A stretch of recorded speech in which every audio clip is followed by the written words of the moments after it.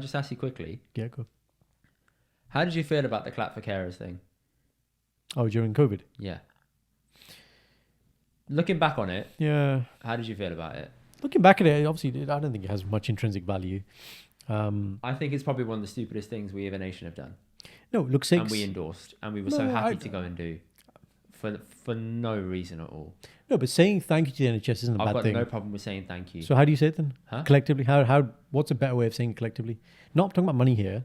It is about money. Yeah, no, but No, it is. no, I get it, but I'm saying you're not going to pay me more, are you, as No, a it person? isn't me. Yeah. It's Well, more so, it is you, it's but more so if you really want to thank your NHS workers, go and campaign with them on the front line and go and help them and go and petition for them to be remunerated correctly. Yeah. That's how you really say thank you. This whole standing on the street and clapping for people turned into that. Then it turned into, oh, my neighbour's there, I'm just going to have a quick chat with them for an hour. And then it became about that allocated time in the week. And you just think, this has lost its meaning completely. And people in the hospitals, great, they get this pat on the back. But then 3 years on, now after COVID, they sat and think, you were all clapping for me. And now all of a sudden, I'm being painted as a villain in the newspaper for asking... for asking for more money when you guys were happy to clap us for the service we gave you. It's so twisted and warped, and how public opinion can shift so quickly. Had the clapping led to all these other things? And look, I've said before, man, like there's increased pay, and then there's simple things, man. Like, why are we paying for parking, man? I agree.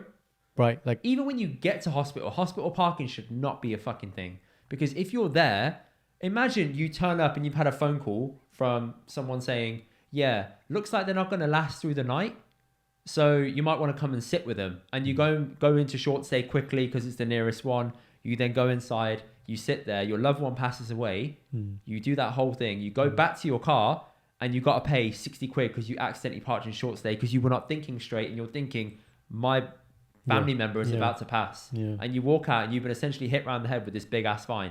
There's zero compassion and thought that goes into it. And it's fucking cruel how they're allowed to do it.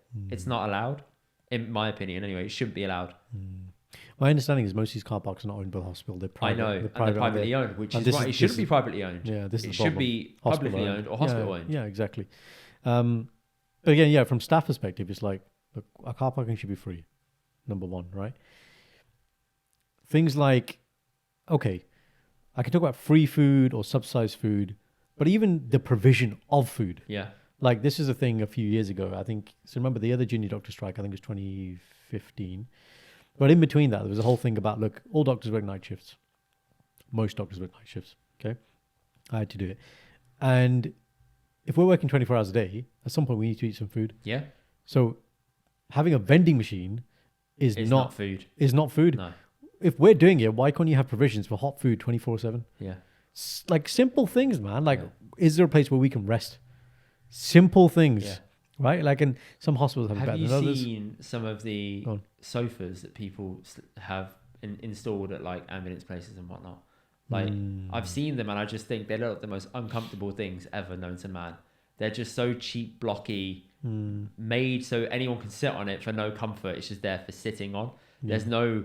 It's not good for your posture or anything. It's just a block. And they think, yep, that's enough. That will do. Yeah. And I just look at it and think, that looks so uncomfortable. Yeah. And there's no care to employee well-being in the NHS. Because if you want to retain us...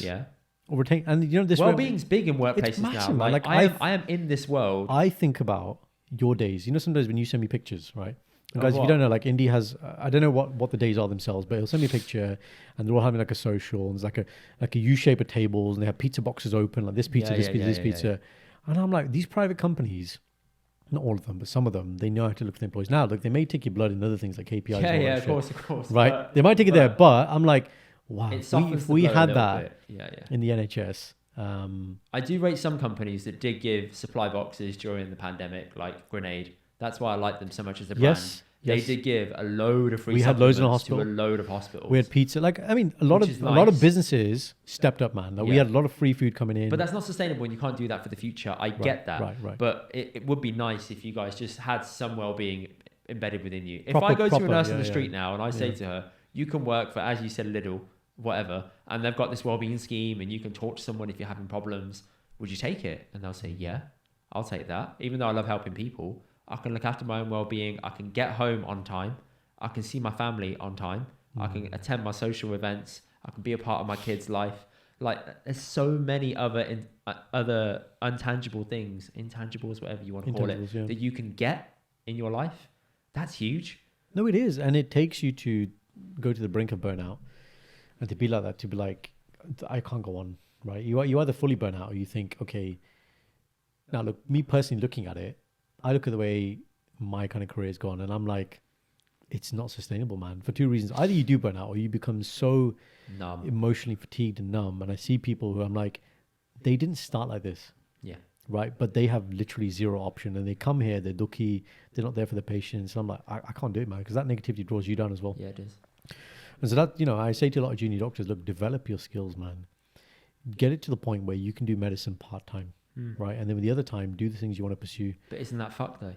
I know. Isn't that fucked now? That How we you're have to do exiting that. the NHS because you For that want to reason. have part-time work. Yeah. So you can balance that part of your lifestyle that gives you the money. Yes. But you can also still live a life. Yes. That's wrong. Yeah, exactly. No, and That's why people are leaving in droves. And there's exactly the mass exodus we've got to people going to and there's two things here. There's mass exodus of people going to systems like America and Australia, basically private systems, because the money is just disproportionately higher. Like, your average consultant in the US is making $500,000. Yeah.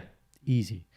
Consultant in the UK starting 70K. Yeah. Massive disparity. And you're like, and look, again, you're going to work all hours there. Like being a doctor in America is like being a lawyer. You could be there like 7 days in a row. All that shit. Yeah. 7 days in a row, but you work to death like the bankers we talk about here, but the remuneration It's mad. Yeah. is mad. So that's a trade-off, but you accept that trade-off, right? Or the exodus is, yeah, man, like I'm not doing this like this. So I'm going to go private. I'm going to locum. I'm going to contract. I'm going to do it part-time. That's what we've come to. And that's the only way that people can maintain this stuff long. So my next question to you now is, how would you fix it? If I gave you the power to fix it right now, what would be... The NHS? Yeah. What would be the first things that you would do right now to stop people striking, to get things back on board, to get it afloat in the right direction or moving in the right direction? Okay. I'm not an economist, so I'm not going to say the simple answer of pay them more money. No. Because I don't know how that works, yeah, right? Fine, okay. But I'm going to talk about those three things we talked about, the big problems with the NHS, right? I would start by tackling those. Which ones? Just to So recap to one is people. people and culture, right? Like what Right. is a hospital for? Right. I think this is actually, let me ask you, what is a hospital for? Not a trick question. Emergencies. You know that, right? Yeah. Right. And I think that's what's been forgotten. In an ideal world, 50 years ago, this is how hospitals used to be. They weren't just for emergencies. You'd come in with whatever symptom you have, and we would keep you there until we diagnosed you and took care of you. When we had a lot of people dying from like pneumonias and whatever, and people's lifespans weren't really long, we could do that. Because the people coming in the front door, the ratio, everything we talked about before, allowed it. Now our model is simply this. Unless you are a true emergency, we are going to try and... At the front door, remember I told you my role is, Yeah. can I get you into an outpatient clinic is my first question. Do you need to be here? Do you need a bed? Yeah. Is what I think when I look at you.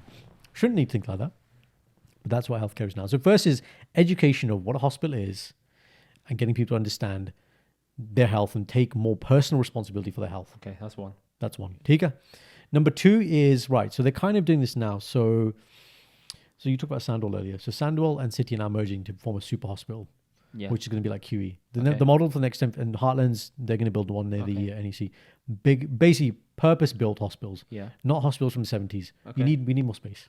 Yeah. Okay. Number three, then is right. Wait, hang on. So That's tell me- two, tell me- resource. So Space. resource and space. Okay, Space, fine. Space, right? Yeah. Number three is going to be the staff retention, isn't it? So staff retention, there's two elements to that. So it's money is obviously one of them. Numbers, because then that reduces the amount of work we all need to do. Yeah. And number three is these like perks or well-being, whatever you want to call it.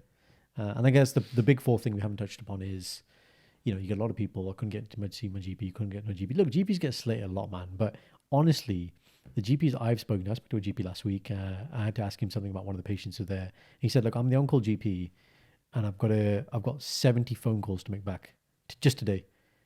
And I was like, bro, that is not sustainable. And so people who think GPs aren't doing anything, look, there's always going to be extremes. Yeah, there's always going to be extremes. please, yeah, But please say that. we're not going to look at just those anomalies. The bell curve, we're looking in the middle.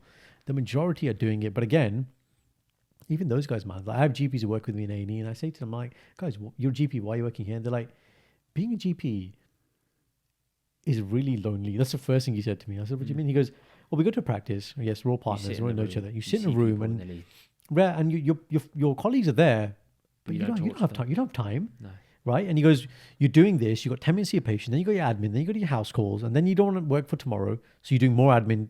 And he goes, this whole thing about when you were in med school, GP is the easy way out, make lots of money. He goes, bullshit. Nobody wants to be a partner anymore. That's gone. That model's gone. If you're going to be GP now, you're locoming as well, 2-3 days a week. Yeah. Then that's not sustainable, right? So then within the NHS, then that becomes like this whole thing about, well, I'm being regular, and why are you locum, right? And then that becomes, well, you shouldn't be a locum. And it's like, look, I got to look after number one, man. That's literally what it comes down to. But that's a whole thing in itself. Access to primary care is a big thing, and it's just again because of that population who are seeking medical attention. And why is that? So ambulances are coming to hospital. You see it on the news, right? And you see them queuing to get in. Why can't they get in? It's really simple, man. 50 years ago, the 56-year-old would die from pneumonia. Now, the 80, 90-year-old has multiple comorbidities, isn't dying from the conditions they used to die from, and those hospital beds are full. Then you've still got the population who's trying to get into hospital, who you've got the genuine ones who need actual emergency care, and then you've got the ones who just whatever, who come to hospital with whatever, day out. You've got those types as well. There's more of them. There's probably the same number who need genuine care, and you got the aging population in hospital. Yeah. Right. So the back end problem is, can we get them out? That's a whole issue in itself. Social care. So this model of this, I'm a big proponent of this as well. 50 years ago, after the First, Second World War, nuclear families, right? You're like what they have like in Italy and India, where you live with your parents. Yeah. You look after them. Yeah. That model is gone now. So obviously care homes are there, but then it's how are people funding these care homes? People have got finances. And then if you're not funding it yourself, then you're going to be on this waiting list. So you'll see people who are sitting on geriatric wards and will say awaiting package of care. Our ward round will be the same ward round entry for the next 2-3 weeks, awaiting package of care. Carers basically, right? And it's like, we can't do anything. Big problem. I feel you. Well, people, if you think you've got any suggestions on how to fix the NHS, drop us a comment. Respect and let us know. the NHS, man. And you know what? Look, there are some bad eggs when it comes to clinicians as well. But what I will always say is a lot of them, most of them didn't start there, and they are burnt out by the system. So when we are there giving our all, just know that we are always trying to do our best, but we are just stretched in so many different ways. Like, just a simple example. The other day, I saw a patient the day before, came the next day. He was still in A&E because there was no bed for him to go on the ward. A young person with his mom. He's not under my care anymore. He's been referred to another medical team. They don't know what's happening. It's miscommunication. They said, can we speak to you? I said, that's fine. I'm speaking to them. He's giving me a sample. I go to the computer to label this sample. I then get called to an emergency that takes me away for 3-4 hours. So I have to leave him in limbo. And then I come back and, I explain to them. I'm like, again, I want to give you my time and attention, but this guy was about to die. And, I had to go and deal with this. Thank you guys for watching our clips. Check out the rest of the episode. Click here. And to subscribe, click here. We'll see you guys in the next one. Okay, sweet. We're going to go. Next segment.